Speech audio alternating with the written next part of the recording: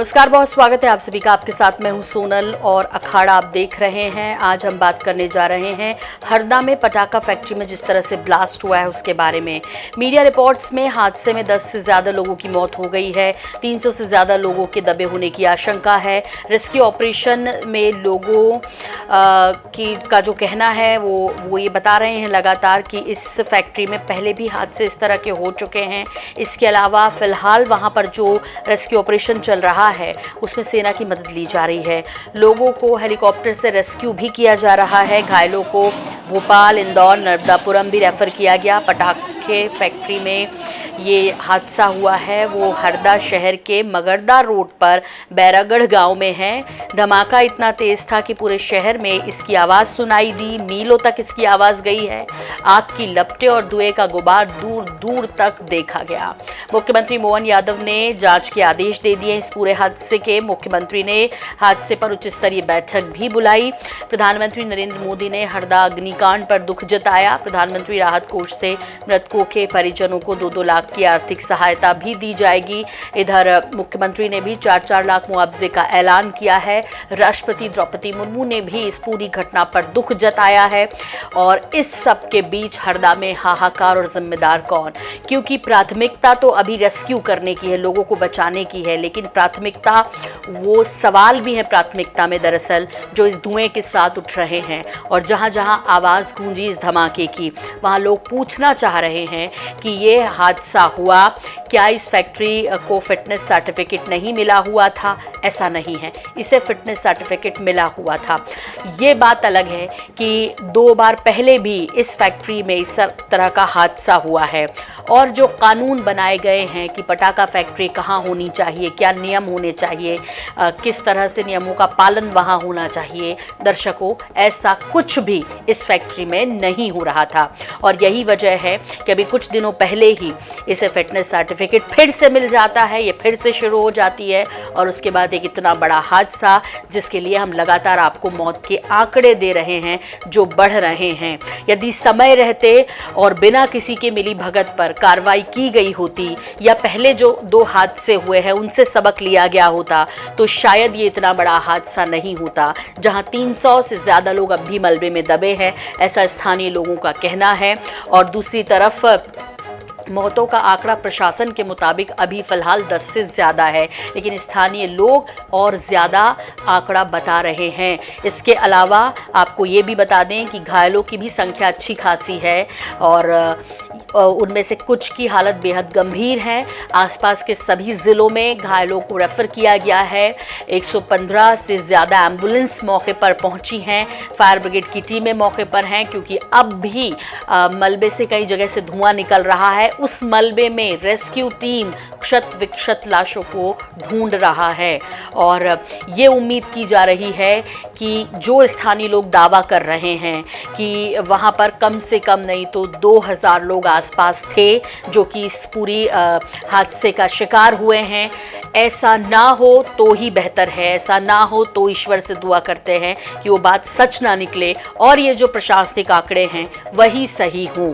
तो इस उम्मीद के साथ आपको बता दें कि एक बार फिर से मध्य प्रदेश में ये फैक्ट्री में, पटाखा फैक्ट्री में भीषण हादसा हो गया। इससे पहले पेटलावत का हादसा अभी भूले नहीं थे लोग।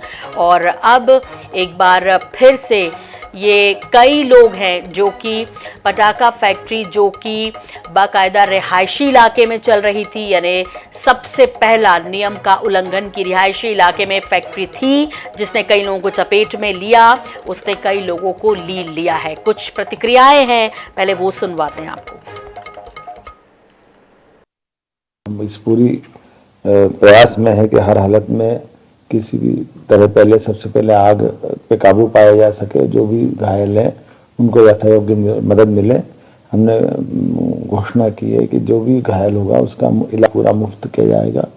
जिनके घर में ये घटना घटी है या जिनकी मृत्यु हुई है उनको परिवार को लगभग 4 लाख रुपए प्रति परिवार उसमें देने की हमने घोषणा की है। साथ ही साथ कोशिश कर रहे हैं कि इसमें जो घायल हैं उनको पूरा यथायोग्य सब प्रकार का इलाज कराया जा सके।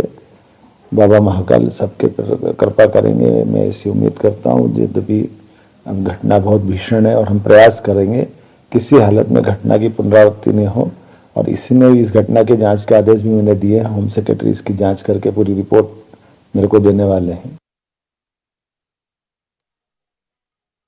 अवैध पटाखा फैक्ट्री के विस्फोट के कारण लोगों की जानें भी गई हैं, घरों का नुकसान हुआ है। आदरणीय मुख्यमंत्री मोहन यादव जी ने तत्काल वहां पर मंत्री का ग्रुप और अधिकारियों को भेजा भी है।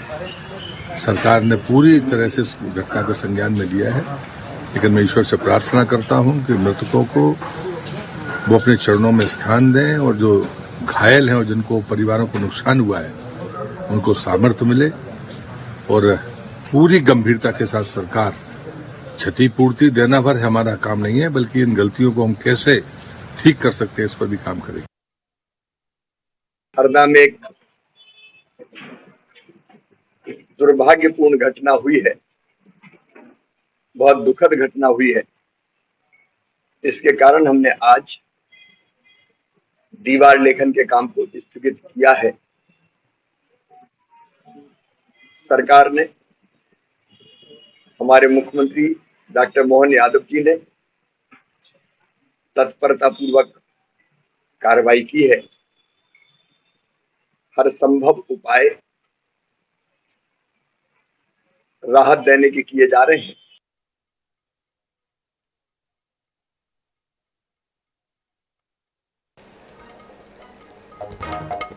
तो इस विषय पर विस्तार से चर्चा करेंगे, और फिलहाल हमारे साथ जुड़े हुए हैं दौलत राम सबनानी जी, जो कि अध्यक्ष पटाखा व्यापारी संघ के। हमारे साथ हैं अजय धवले जी, प्रवक्ता हैं बीजेपी के, और इस बीच पारस सकलेचा जी भी हमारे साथ जुड़ रहे हैं। फिलहाल मैं रुक कर रही हूं दौलत राम सबनानी जी का, अध्यक्ष हैं चूँकि पटाखा व्यापारी संघ के।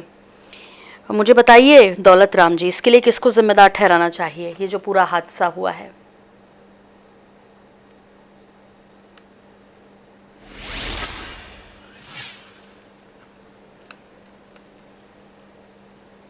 दौलत राम जी, आप तक मेरी आवाज नहीं पहुंच रही है।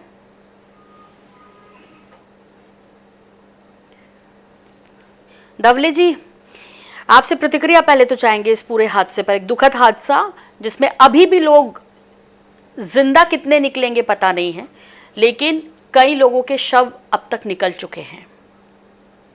जी सोनल जी, पहली दृष्टि से ये देखा जाए तो बहुत ही दुखद ये घटना हुई है, और इस दुर्घटना में हम लोगों का पहला प्रयत्न यही है सरकार का, और निश्चित रूप से भारतीय जनता पार्टी के संगठन के अध्यक्ष श्री विष्णुदत्त शर्मा जी ने भी एक प्रेस के माध्यम से संबोधित किया कि भारतीय जनता पार्टी के भी सभी कार्यकर्ता वहां जाए और घायलों की कितनी मदद कर सकते हैं हम कहें। सरकार ने भी एक्शन मोड में एक ग्रीन कॉरिडोर बनाने की बात की है। फिर सरकार ने 2 कमेटियां का गठन कर दिया। एक तो पहले की राहत बचाव कार्यों के लिए मोहित सुलेमान जी की अध्यक्षता में एक कमेटी गठित की है, दूसरी संजय दुबे जी की अध्यक्षता में एक कमेटी गठित की है जो ये दुर्घटना की जांच करे कि दुर्घटना के कारण क्या है।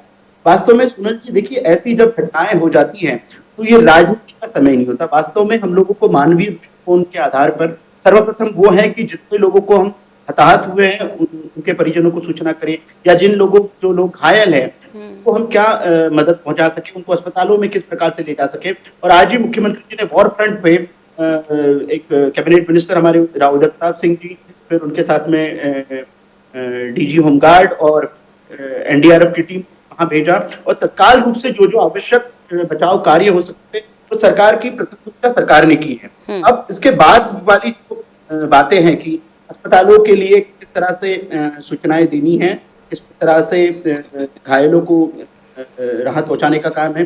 प्रधानमंत्री जी ने भी संवेदना व्यक्त करके एक ट्वीट किया। उन्होंने भी केंद्र सरकार की ओर से जो प्रधानमंत्री आर्थिक सहायता से भी उन्होंने भी सहायता की, मुख्यमंत्री जी ने सहायता की घोषणा कर दी है। लेकिन मुख्य मुद्दा ये है ऐसी एक दुखद घटना पर कि पहले हम लोगों को मानवीय संवेदनाओं के आधार पर उन लोगों को बचाया जा सके जिन्हें आज बचाने की आवश्यकता है, और फिर जो इस घटना के लिए दोषी है उन दोषियों को कड़ी से कड़ी सजा। नहीं, प्राथमिकता यही है, और प्राथमिकता ये आज से नहीं है। अजय धवले जी, 2 बार इस फैक्ट्री में हादसे हो चुके हैं। अजय धवले जी, यदि प्रशासन को जानकारी होती तो शायद ये रिहायशी इलाके में जिस तरह से फैक्ट्री चल रही है उसे फिटनेस सर्टिफिकेट मिला फिर से एक बार, उस हादसे के बाद वो नहीं मिलता। अजय दवले जी, कमेटियों का गठन पहले भी हुआ और उसके बाद यदि वो ठीक ढंग से अपना काम करती तो शायद ये हादसा नहीं होता। आप ठीक कह रहे हैं कि अभी वक्त नहीं है, लेकिन आप ये बताइए कि इसका जिम्मेदार कौन होगा जो इतना बड़ा हादसा हुआ है, और क्यों ना उस पर बात की जाए, क्योंकि यदि पहली बार ऐसा नहीं, और ऐसा भी नहीं है कि वो फैक्ट्री सही जगह लगी थी, ये गलत जगह फैक्ट्री थी, उसके बाद भी किसी का ध्यान नहीं गया। मैं पारस सखलेचा जी का रुख कर रही हूँ। पारस जी, हरदा में दुखद हादसा हुआ है, मलबे से अभी भी लोग निकाले जा रहे हैं और शव भी बरामद हो रहे हैं, प्रतिक्रिया आपकी? हेलो जी पारस जी। हाँ जी, देखिए ये सारी घटना को हम अगर देखें, ये प्रशासनिक स्तर पे एक बड़ी लापरवाही की कांड है। पेटलावत का जब कांड हुआ था 12 सितंबर 2015 को, तो तब एक हमने एसआईटी का गठन किया था 13 सितंबर 2015 को जी। और 15 सितंबर को हमने न्यायमूर्ति आर्यन कुमार सक्सेना का जांच आयोग बनाया था, जिन्होंने 11 दिसंबर 2015 को अपनी रिपोर्ट दी। आप देखिए कि उसमें कितना दुखद ये हुआ कि ये घटना जब हुई थी तो हमने सबक लिया था कि इस तरह की घटना को रोका जाए और उसी से जांच आयोग बनाया। लेकिन एसआईटी ने 22 तारीख को जो फैसला दिया, 7 मार्च 2022 को जो एसआईटी ने केस में न्यायालय का फैसला हुआ, तो 7 आरोपी बरी हो गए, 1 आरोपी मर गया था, 7 आरोपी बरी हो गए जी।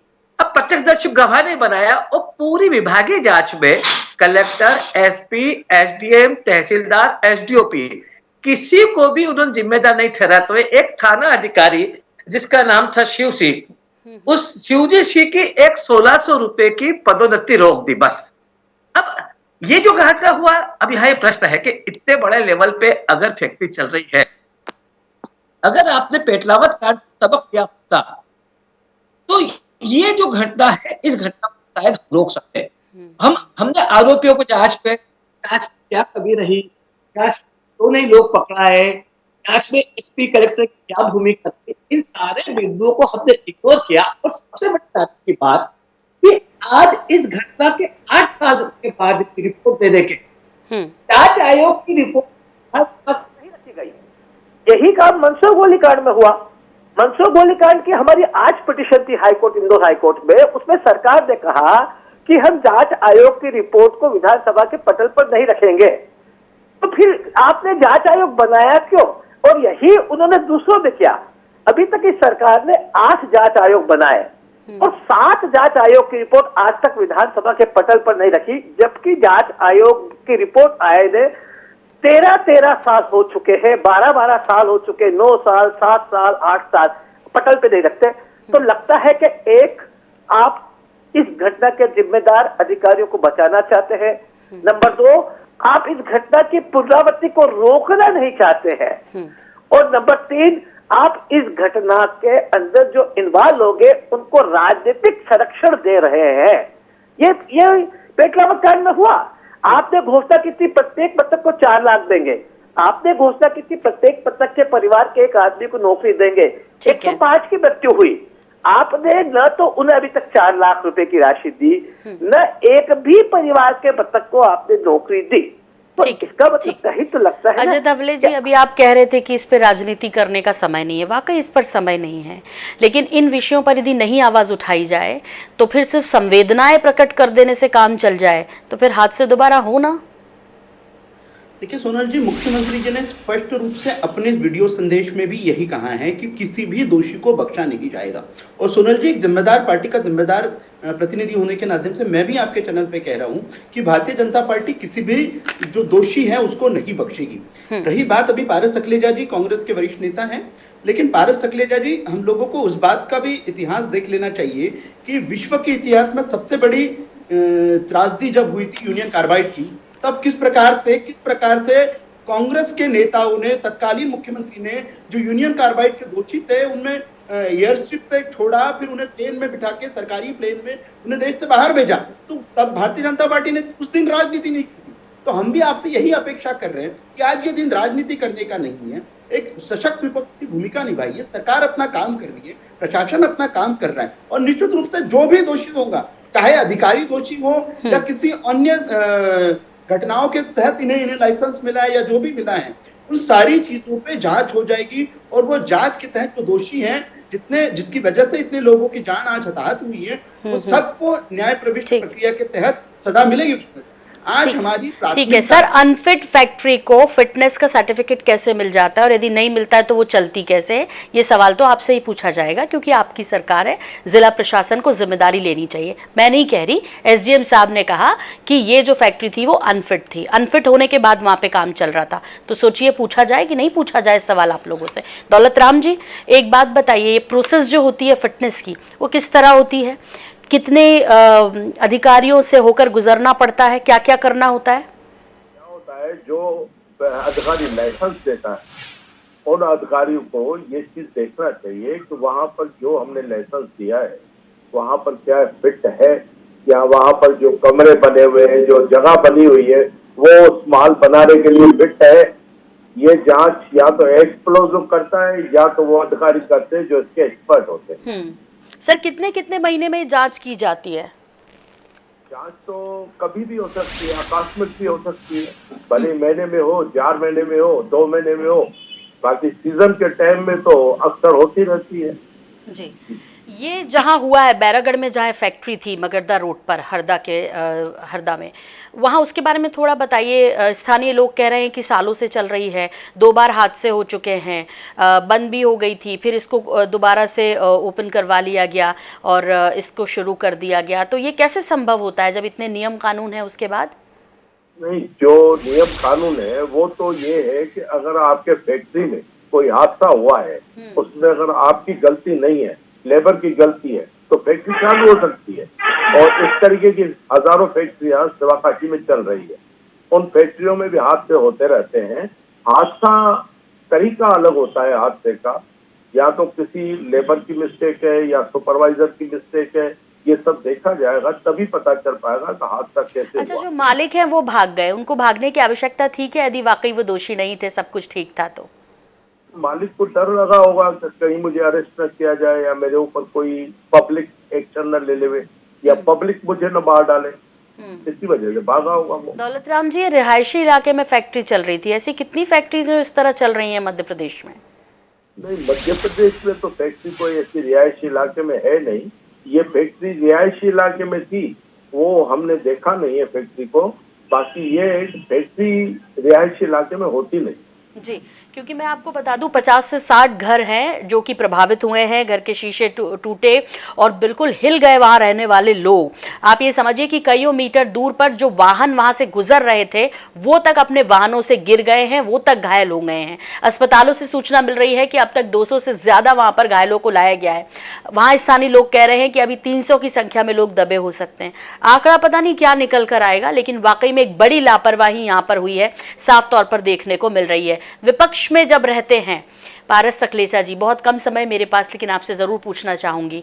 तो ठीक है, हम कहते हैं राजनीति में जब हम आते हैं तो हम सामाजिक उद्धार के लिए आते हैं, सामाजिक सेवा के लिए आते हैं। यदि ऐसा कुछ हुआ होता तो समय रहते इन चीज़ों पर आवाज़ उठाई गई होती? देखिए, हमने जब पेटलावत कांड हुआ हमने वहाँ प्रदर्शन भी किए, हमने आवाज भी उठाई, विधानसभा में इस पर स्थगन भी लाया है। और विधानसभा में जब स्थगन लाया तब तत्कालीन मुख्यमंत्री शिवराज जी ने आश्वासन दिया, जैसा अभी बलसाज जी आश्वासन दे रहे हैं कि एक भी अपराधी को नहीं बचाया जाएगा। हमने भी माना कि आप ये काम करेंगे ईमानदारी से, और हम इसको कोई राजनीति करना नहीं चाहते, हम हरदा कांड में भी राजनीति करना नहीं चाहते। लेकिन हम आपसे ये तो पूछ सकते हैं कि पेटलावन कांड की सिमिलर घटना रिपीट हुई, आपने पेटला कांड की रिपोर्ट जांच आयोग ने दी, सक्सेना जी ने, उसको 8 साल तक विधानसभा में क्यों नहीं रखा, जबकि इस पे 10 प्रश्न लगे हैं। सर, घटना होने के बाद तो सभी करते हैं, वो तो अजय धवले जी भी कह रहे हैं कि अब हमने कमेटी बना दी है, जांच की जाएगी, दोषियों को बख्शा नहीं जाएगा। लेकिन घटना होने से पहले ये जो फैक्ट्री अवैध रूप से चल रही थी, इसे बार बार फिटनेस सर्टिफिकेट मिल रहा था, बंद होने के बाद फिर से अभी कुछ समय पहले इसे रीओपन किया गया था। ये तमाम सवाल हैं जो बने हुए हैं, और ये सवालों को समय रहते उठाया गया होता तो शायद कईयों की जान बच जाती। मैं आंकड़े इसलिए नहीं बोल रही हूँ कि वहाँ पर बढ़ रहे हैं, फिलहाल सरकारी आंकड़े कुछ और और हैं, स्थानीय लोग कुछ और कह रहे हैं, लेकिन सही आंकड़े जब तक आएंगे तब तक हमें इसी पर चलना होगा। अजय धवले जी, ये जांच जो पारस सकलेचा जी को पेटलावत के संबंध में एक संशय है कि वो आज तक पटल पर नहीं आया कि उसमें क्या था सच क्या था झूठ, इसमें आएगा इस उम्मीद के साथ। बहुत धन्यवाद हमसे जुड़ने के लिए, बहुत शुक्रिया हमसे जुड़ने के लिए, अखाड़ा में चर्चा करने के लिए आप सभी मेहमानों का। मुझे भी दीजिए इजाजत, नमस्कार।